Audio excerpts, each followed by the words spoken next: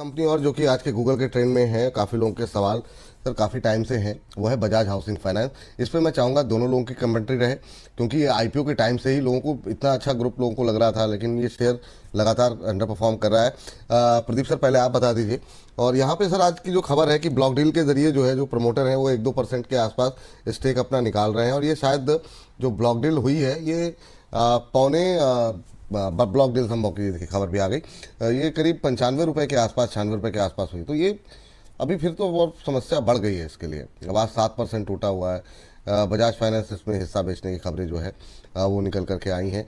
Pradeep sir, क्या करें sir? जरा इस पर जरा राय दीजिए आप, कि कैसा लग रहा है आपको।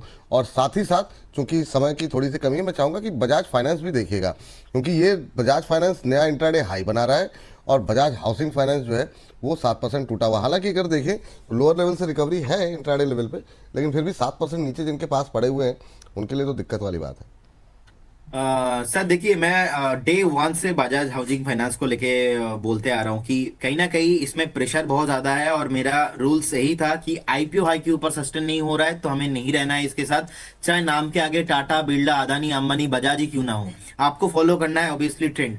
तो नंबर वन, फंडामेंटल भी उतना मेरे को पसंद नहीं है। सेकंड थिंग, टेक्निकली चार्ट भी खराब है, कंटिन्यूअसली लोअर लो लगा के नीचे आ रहा है। और अभी तो देखिए न्यूज आ गया प्रोमोटर स्टेक सेलिंग का। सो कहीं ना कहीं प्रमोटर को भी यही लग रहा है कि कुछ तो मैटर है कि उनको ये अपना जो स्टेक है वो सेल करना पड़ रहा है। सो मुझे जितना समझ में आ रहा है, निकल जाइए स्टॉक के साथ। मैंने इस स्टॉक को 140 में भी एग्जिट का राय दिया था, मैंने 130 पे दिया, 110 पे दिया, अभी 97 पे दे रहा हूँ। हो सकता है कि नेक्स्ट 2-3-6 महीने में 80-70 पे में मैं एक बार सेल कॉल देना पसंद करूंगा, क्योंकि ओला का जैसा चार्ट है उससे भी ज्यादा अभी खराब सिचुएशन है बजाज हाउसिंग फाइनेंस का। मैं इसको देखूंगा, अगर ये कभी भी पर्टिकुलर स्टॉक नीचे एक बार सपोर्ट लेता है, बाउंस बैक दिखाता है तब जाके, लेकिन दूर दूर तक जब से लिस्टिंग हुआ है तब से आज तक दिखाई नहीं दे रहा है। तो इसीलिए फ्रेश एंट्री तो नहीं करना है, एग्जिट करके चलना है इसको। और बजाज फाइनेंस में से जिनके पास पोजीशन है बिल्कुल बने रहिए। मुझे लगता है कि भी 1035 के आसपास का प्राइस है।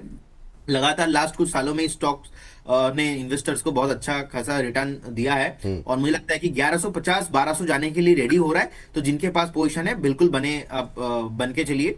और अगर आप फ्रेश बाई भी आप करना चाहते हो तो कभी भी अगर आपको 980 से 970, 1000 के आसपास मिलता है, आप बाय करके जा सकते हो। एज ए इन्वेस्टर्स आप रखिए आपके पोर्टफोलियो में बजाज फाइनेंस को, लेकिन बजाज हाउसिंग फाइनेंस को पूरा अवॉइड कीजिए। चलिए, बजाज हाउसिंग फाइनेंस को अभी अवॉइड करने की सलाह है। रचित जी से पूछते हैं क्या वो राय से सहमत है, या उनका कुछ अलग विचार है इसको लेकर के बजाज हाउसिंग फाइनेंस पे। सर मतलब अब 95-97 रुपये भी आ गया सर, क्या करें सर? बहुत परेशान है लोग। और बजाज फाइनेंस पे भी आप सेम कमेंट, आप मतलब दोनों कंपनियों पे आपकी राय संक्षिप्त में। सर बेसिक है ये बात। आप अगर प्रमोटर होल्डिंग देखेंगे ना, सेबी नॉर्म्स के हिसाब से वो ज्यादा है। पब्लिक फ्लोट बढ़ाना है इन लोगों को। और ये हर टाइम ड्यूरेशन में, मतलब आप कितना भी अवॉइड कर लें, एक नॉर्म है कि हर टाइम ड्यूरेशन में you have to take a trench out. और ये हमने बहुत सारी कंपनीज में होता हुआ देखा है। ये ओवरहैंग जब तक इसमें रहेगा, डेफिनेटली आपको एक सप्लाई के लिए लेवल्स तैयार करके रखने होंगे, क्योंकि अभी बजाज हाउसिंग फाइनेंस, अरे बजाज फाइनेंस जो है अराउंड 89% स्टेक होल्ड कर रहा है। आज कितना लिक्विडेट करता है वो कम होता है, और फिर आगे देखा जाएगा 75% तक इसको लेके जाना होगा। ये एक ओवरहैंग है। और सिर्फ बजाज हाउसिंग फाइनेंस अगर आप वैसे देखें एज अ बिजनेस, मतलब मैं थोड़ा सा डर इस बात को लेके गया जब प्रदीप भाई ने इसको ओला से कंपेयर कर लिया। ओला जितनी हाल खराब नहीं है। हम ये कंटिन्यूसली बोल रहे हैं कि अभी नहीं चलेगा, बट एक चीज है, अगर आप पूरे इस स्फेयर को देखेंगे ना, तो ग्रॉस एनपीए लोएस्ट लेवल पे है इसका 0.28%। और हाउसिंग लोन में इनका बहुत अच्छा प्रेजेंस है, कंपनी अच्छी है। दो पिछले जो रिजल्ट्स थे वो हमने थोड़े से टेपिड परफॉर्मेंस देखे थे, but Maharashtra, Karnataka, Telangana, Gujarat, new Delhi good presence they have. तो अब इसमें देखने वाली बात क्या है और करना क्या चाहिए। अगर आपके पास ऊपर की पोजीशन पे बना हुआ है, मैं कहूंगा आप बिल्कुल कुछ ना करें, वेट करें। और अगर आप फ्रेश एंट्री ढूंढ रहे थे तो these might be some of the levels, but staggered manner में करिएगा, क्योंकि डेफिनेटली जो अब ओवरहैंग की बात कर रहे हैं कि प्रमोटर्स अपना स्टेक बेच सकते हैं, वो कब और किस प्राइस पे आएगा।